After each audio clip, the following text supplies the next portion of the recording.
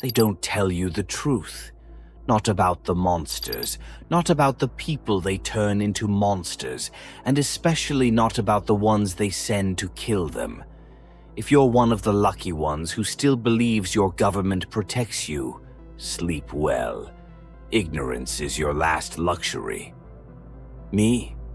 I lost that comfort years ago. I'm Asset Theta. That's what they call me.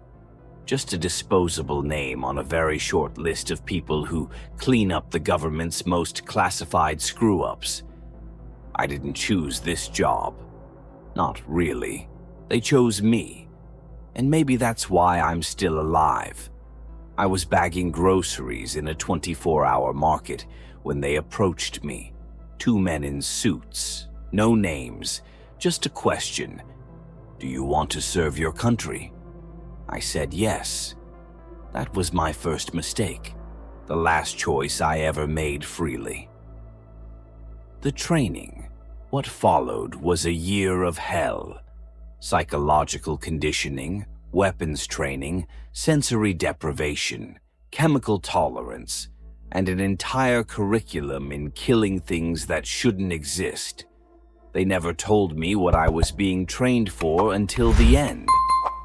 Only once I passed did I get the full download. We're not the CIA. We're not FBI. You work for Project Reliquary now. Your job is to locate and neutralize assets that have breached containment. Some of them were human. Some of them weren't. Some of them forgot they ever were. And that was it. Welcome to the team. My handler gave me my first case folder before I could ask any real questions. Case 001, code name, Mr. Sunday. Mr. Sunday was charming, too charming. A failed pheromone control experiment originally meant to pacify crowds. Instead, it turned people into obedient, mindless shells. The closer you got, the harder it was to think for yourself, like a walking drug. He posed as a traveling preacher, hosting revival meetings in dying rural towns. Every stop, same pattern. People vanished, or worse, stayed and just changed. They gave me a counter-agent, a stimulant cocktail that kept my mind racing fast enough to block the charm. I found Mr. Sunday mid-sermon, calling down fake salvation to a crowd that swayed like a field of wheat. He smiled at me like he knew me. "You're not like the others," he said. "You're broken. They send the broken ones after me." I put a bullet through his knee and tackled him before the crowd could riot. He laughed the entire time I cuffed him, blood leaking from his mouth. "They'll need me again," he said, eyes wild. "They always do." I dragged him out through a wave of hissing followers. The sedatives barely held him down. It was an easy mission, they said, and I was just getting started. Case 002, code name, Echo Jane. Echo Jane had been part of an audio weapons experiment. The goal, create vocal frequencies that could command, disarm, or kill. What they made instead was a woman who spoke in reverse and made people peel their own skin off. She had escaped during transport. They told me to bring her in alive, which meant I'd probably be wearing someone else's blood by the end of it.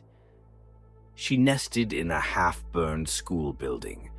I tracked the sound, low, rumbling echoes bouncing off broken tiles. I wore a soundproof helmet lined with foam and accelerometers to warn of high-frequency bursts. Didn't matter. She stepped into the hallway and whispered my name. Through 3 barriers, I heard it. Through foam and gear and metal. The helmet cracked down the middle. "I remember you," she said. She didn't. I lobbed a flashbang and darted forward. She screamed, louder than any sound I'd ever heard, and the whole floor caved in beneath us. I landed hard and injected her mid-scream. She collapsed, twitching like a broken speaker. They collected her 3 hours later. My ears haven't stopped ringing since. Case 003, code name, the Gardener. Not every failure looks like a monster. The gardener was a quiet man who grew people in his basement. They weren't clones. Not exactly. The tissue wasn't fully human. It was synthetic, spliced with plant DNA, bioengineered to replicate muscle, brain activity, even memories, if fed properly. You get enough fertilizer, the thinking goes, and you can grow a person. Only he'd grown dozens. They moved like puppets, spoke like broken radios. Some didn't even have mouths. They were spreading roots, vines, filaments into neighbors' homes, under streets. My job? Burn the garden. They gave me white phosphorus, nerve masks, and flamethrowers. I was told not to go inside. I did anyway. He was waiting. Not hostile, just sad. "You think they're monsters?" he asked. "They're not human. They're better than human. They don't lie. They don't kill. Until you show up." I torched the lab. Every one of his children screamed. He died in the flames with them, arms open, weeping. I still see their silhouettes when I close my eyes. Case 004, code name, Mother Monday. This one wasn't an escapee. She called us, said she had evidence of unauthorized breeding. What she meant was she'd been growing new species in her basement, splicing insects, reptiles, and fetal stem cells into humanoid shapes. Some were only weeks old, some were old enough to call her Mom. She didn't resist arrest, she just wanted to show off. "Look what I made," she said proudly, holding a lizard-human hybrid like it was a newborn. Orders were clear. No survivors. But one of them spoke. "Don't kill me," it said. Not in English. In a voice copied from my head, I torched the room anyway, but sometimes I dream of it saying something else. Case 005, code name, Tally.